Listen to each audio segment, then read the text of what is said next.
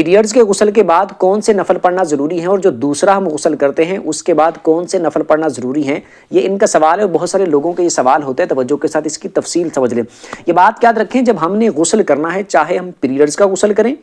چاہے جو دوسرا ہم پر غسل فرض ہوا تھا وہ والا ہم نے غسل کیا ہے، تو غسل سے پہلے بھی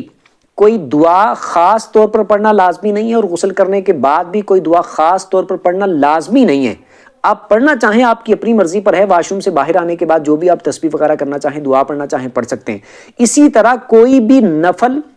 غسل کرنے کے بعد خاص طور پر پڑھنا لازمی نہیں ہے کہ یہ پیریڈز کے بعد غسل کیا ہے تو اب یہ نفل پڑھنا جو ہے وہ لازمی ہے، اب یہ جو فلاں غسل کیا ہے اس کے بعد نفل پڑھنا لازمی ہے، ایسا کچھ بھی نہیں ہے۔ کوئی بھی نفل پڑھنا لازمی نہیں ہے، آپ کی اپنی مرضی پر ہے کہ اگر ایسا ٹائم ہے کہ جس میں نفل پڑھنا جائز ہے، یعنی فجر کے بعد کا ٹائم نہیں ہے، عصر کے بعد کا ٹائم نہیں ہے، کوئی مکروہ ٹائم نہیں ہے، آپ پڑھنا چاہیں ثواب کی نیت